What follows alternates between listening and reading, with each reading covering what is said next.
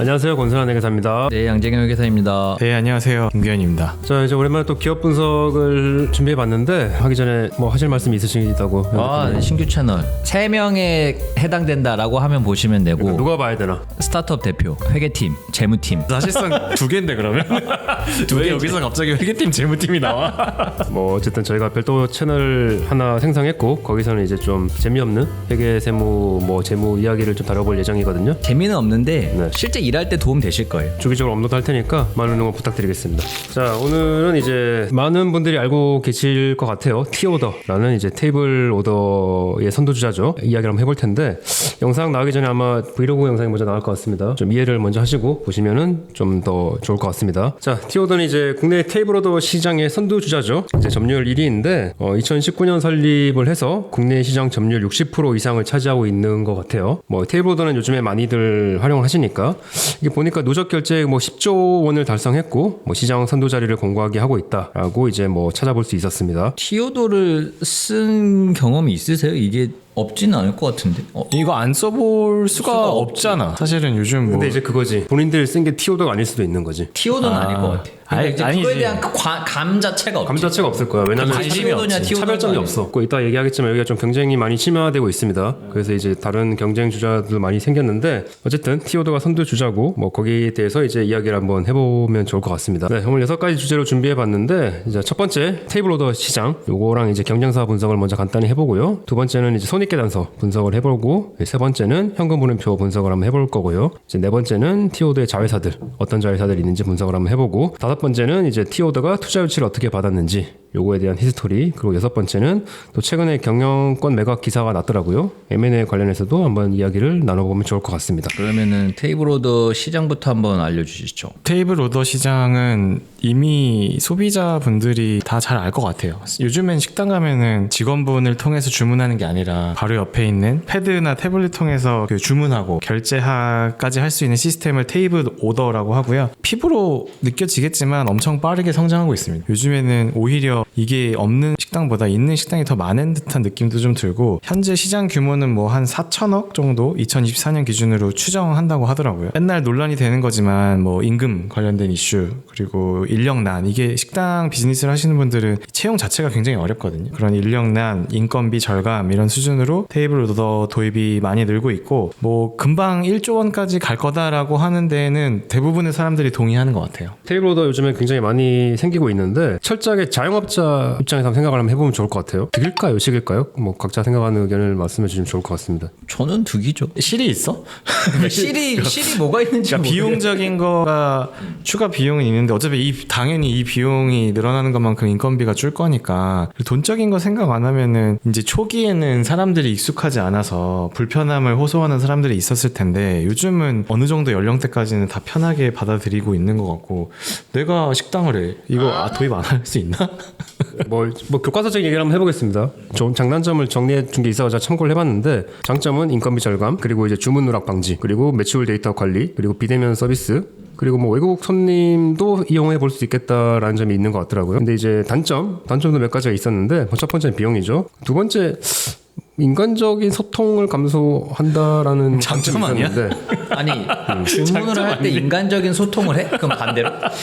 인간과 인간이 주문을 받으면 소통이 돼? 뭐 너무 삭막하다 이런 거죠. 뭐 그런 것도 있고 체험 갔을 때도 얘기했었는데 뭐 노인분들에 대한 접근성 문제 이런 것도 한번 생각해 볼 만한 주제인 것 같습니다. 네네. 저도 접근성은 동의하지만 소통 감소는 잘 모르겠고 그리고 한국 사람들 성격 급하잖아요. 가서 빨리빨리 막 손들고 주문 빨리 하고 싶은데 이제 막 안 찾아올 때 막 답답하잖아. 그런 것도 없고 그리고 이거 음식점 알바 해본 적 없나 두 분?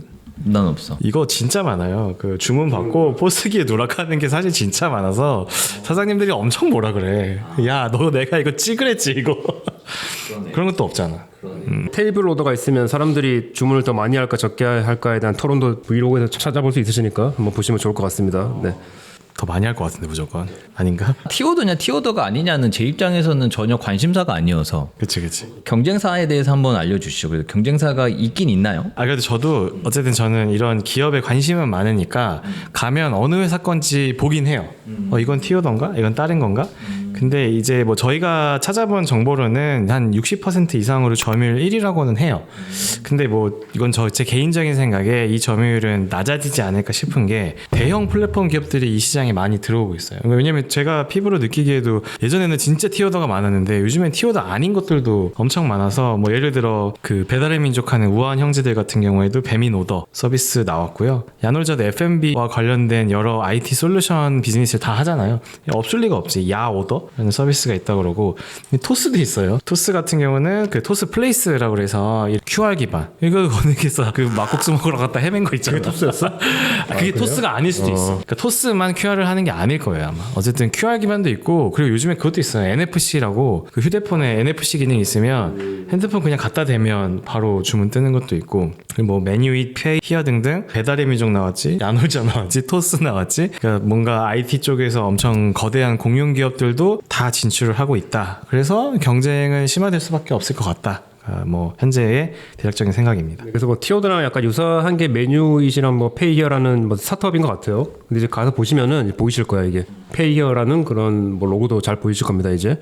요 두 회사도 약간 공시가 돼가지고 실적을 간단히 비교해 보겠습니다. 이따가 손익계산서 한번 설명해 주시죠. 티오드는 자회사가 좀 있어요. 자회사가 있긴 한데 뭐 규모가 크진 않아가지고 일단 별도 재무제표 그러니까 티오드 자체만 놓고 분석을 할 거고요. 적용되는 회계 기준은 국제 회계 기준입니다. IPO에 대한 의지를 확인할 수가 있죠. 자, 그래서 3개년치에 대한 손해를 간단히 볼 텐데 영업수익 매출이죠. 매출이 330억에서 596억. 그리고 572억으로 살짝 줄었어요 작년에. 근데 이제 영업비용 이제 그러면 이제 얼마 지출했냐가 중요할 것 같은데 2022년에는 241억, 2023년에는 거의 500억, 2024년에는 좀 많이 늘었습니다. 715억 지출해가지고 23년까지만 해도 흑자였거든요. 한 100억 정도 흑자였는데 24년에 마이너스 143억 영업 손실을 기록했습니다. 아까 메뉴잇과 페이히어라는 스타트업도 있다고 말씀드렸잖아요. 그러면 대체 볼륨이 어느 정도인지만 감만 잡으시면 좋을 것 같은데 메뉴잇은 매출이 한 150억 정도 하고요. 페이히어도 한 134억 정도 합니다. 둘 다 손실이에요. 한 마이너스 50억, 마이너스 186억 정도. 경영 실적은 그렇게 좋지 않은 상황입니다. 22년, 23년은 거의 80% 늘었는데 24년이 좀 줄었네요. 이게 그러면 결국에는 아까 말한 뭐 토스,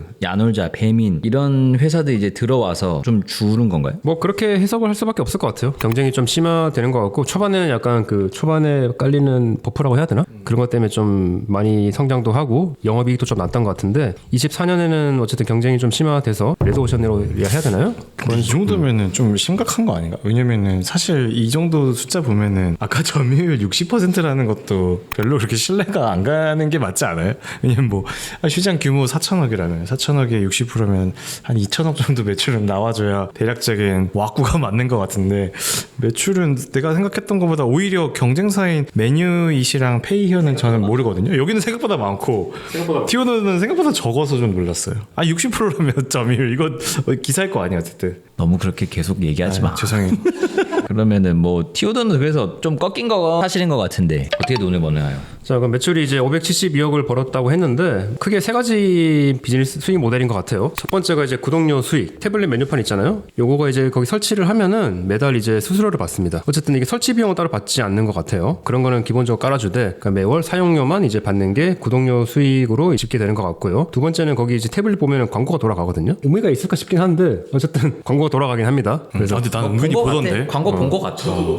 나 봤어. 3.3도 광고 많이 하더라고. 메뉴 옆에 이제 광고가 떠가지고 거기 이제 광고 수익이 이제 두 번째 수익 모델이고 세 번째는 아직 그렇게 활성화되고 있지 않은 것 같은데 뭐 데이터 서비스라고 해가지고 어쨌든 이게 데이터가 굉장히 많이 수집이 될 거잖아요. 이거 가지고 뭔가 좀 자체 뭐 부가가치를 창출하는 그런 시도도 있어 보입니다. 자, 그래서 이렇게 구독료, 광고, 기타로 이제 매출이 구분되고 이게 또 감사보고서에 공시가 되어 있어요. 나눠가지고 보면은 2023년에는 이제 구독료가 540억 그리고 2024년에는 거의 530억 정도로 거의 90% 92% 차지합니다. 예, 근데 광고 수익은 뭐 한 42억에서 36억 정도 한 7%에서 6% 차지하고 있고요. 그래서 매출액 대부분은 추측하는 것처럼 이제 매월 식당에서부터 받는 구독료 수익 이걸로 이루어지고 있다고 이제 이해하시면 될 것 같습니다. 저희가 본 자료에는 티오더 같은 경우는 3년 약정하면 월 이용료가 한 대당 월 18,000원. 가보면 아시겠지만 주문만 하는 게 있고 결제까지 바로 카드 꽂고 하는 게 있는데 결제까지 하는 선결제 방식도 도입하면 2,000원 추가해서 월 2만 원 한 대당 수준인 것 같아요. 그러니까 뭐 10대 있으면 월 20만 원 정도. 그러니까 사실 인건비랑 비교하기에는 훨씬 저렴한 거는 명확한 것 것 같아요. 근데 이제 경쟁사인 페이히어는 월 1만 원대, 그리고 하이오더는 뭐 약정이나 서비스 이용에 따라 하는데 어쨌든 14,000원에서 22,000원대. 약간 더 싼 느낌이에요. 약간 좀 싼 느낌이고,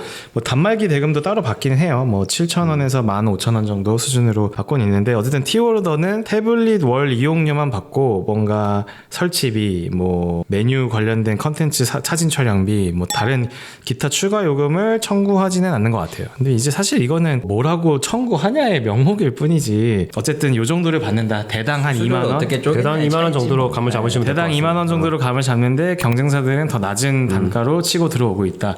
뭐 예상컨대 배민이나 토스나 아놀자 이런 쪽도 더 경쟁력 있는 가격으로 영업은 하지 않을까 싶은데요. 약정 끊으세요. 저희가 뭐 위약금 내드릴게요. 이제 이거 나오겠죠. 이게 소비자 입장에서는 이게 무차별해. 무차별이 무차별하지. 없다니까. 뭐싼 게 사실 예. 뭐 쉽지 않죠. 싼 게 치고 들어오면. 근데 이제 이런 원가 차이는 명확한 게, 그때 QR도 그렇고 NFC도 그렇고 이 태블릿이 없어도 되잖아요. 그러니까 원래 티오더는 태블릿이 있어야 돼서 이 설치비를 안 받는다 해도 어딘가엔 녹아져 있잖아. 이제 요즘은 원가에 태블릿도 없어지니까 가격 경쟁력은 더 많아지지 않을까 싶어요. 뭐 내가 잘못한 거 아니잖아 지금.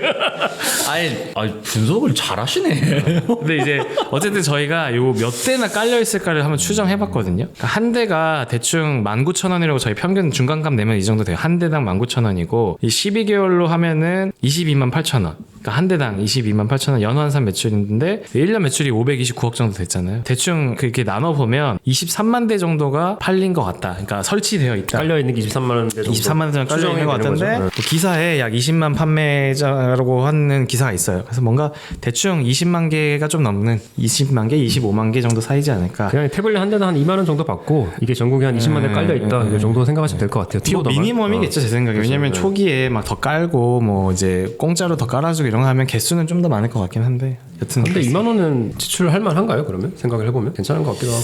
사실 아니 인건비 생각하면, 그러니까 기회비용이 인건비니까. 그러니까 이게 기회비용이 인건비인데 인건비 생각하면 무조건 해야지. 무조건 해야죠. 문제는 이제 한 대당 2만 원이 인건비랑 비교되는 게 아니라 이제는 타 경쟁사 가격이랑 비교가 되는 거니까. 그러니까 이제는 싸게 치고 이제 들어오는데 어떻게 싸게 되는 치고 거예요? 들어오는 기회비용이 인건비가 아니라 이제는 페이히어가 되는 거지. 그렇죠.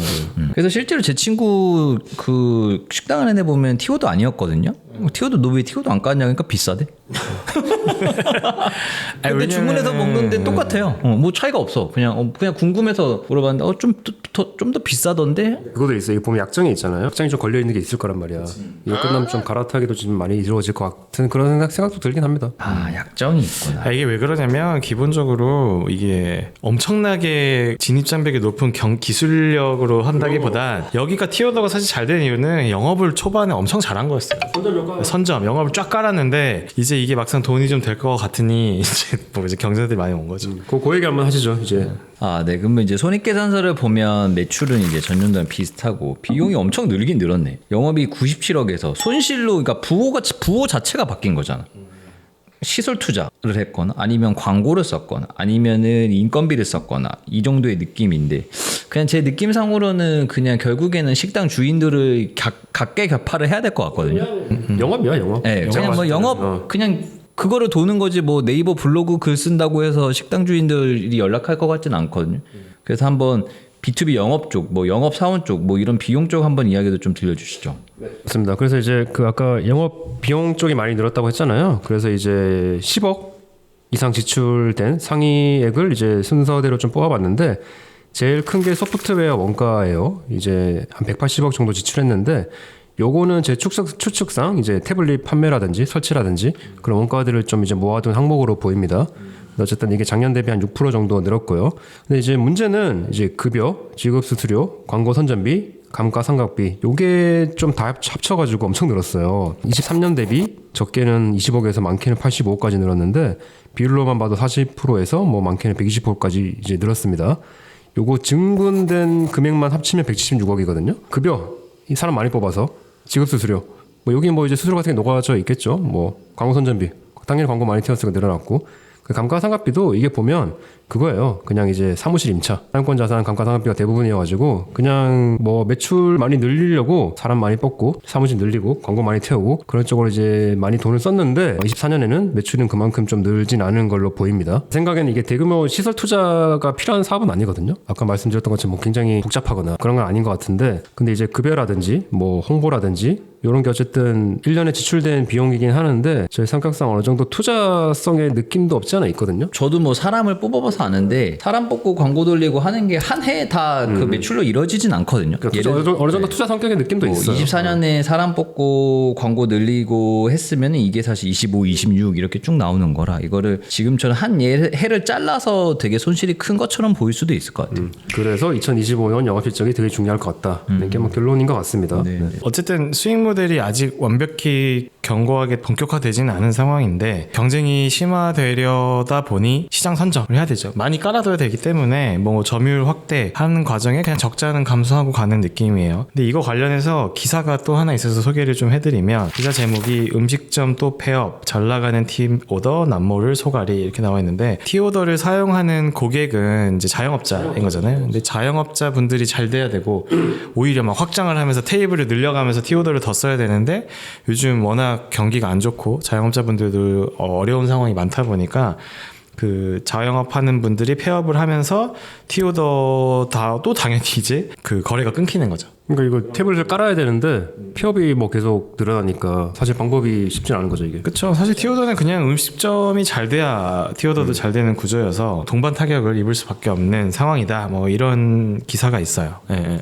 근데 티오도 보니까 거기도 생각나요. 캐치 테이블도. 그러니까 사실 결국에는 자영업자한테 서비스를 제공하고 수수료를 받는 구조. 그러니까 어떤 서비스를 제공하냐에만 차이가 있는 거잖아요. 주문을 할 수 있게 해주냐, 예약을 할 수 있게 해주냐.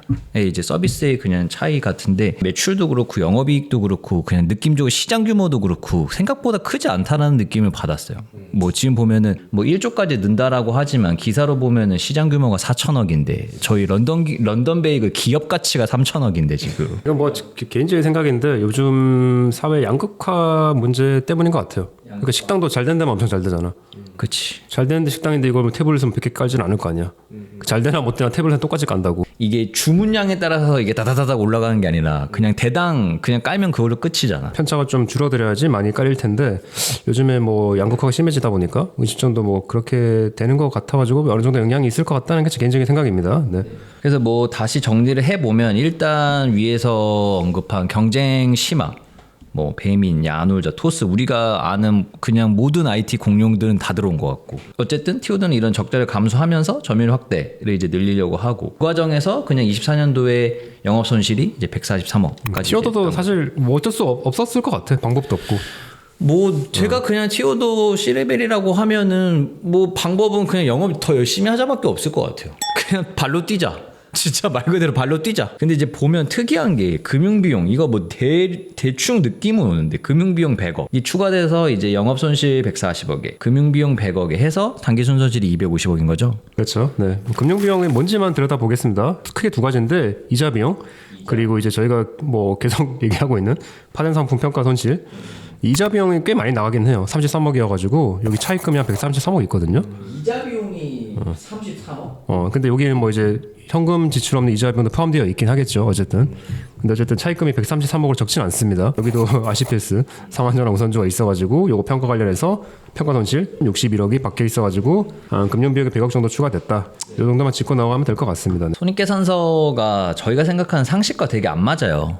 보면 안 맞아서 그래서 이제 나온 재무제표가 이제 현금흐름표인데 그리고 특히나 사실 스타트업은 더 안 맞거든 상식과. 그래서 현금흐름표를 한번 이제 이야기해 주시죠. 뭐 현금흐름표 저희 채널에서 자주 다루고 있으니까 뭐 자세한 설명을 생략하고요. 이제 현금이 어떻게 왔다 갔다 하는지, 재무활동, 돈을 어떻게 끌어오는지, 투자활동, 그런 돈을 어떻게 투자활동으로 쓰는지, 영업활동, 그래서 돈을 얼마나 버는지 구분해서 이제 나타내고 있는 이제 재무제표라고 보시면 되는데 뭐 뻔한 스토리입니다. 그냥 투자 유치. 차입을 해가지고 자금 조달은 계속 하고 있어요.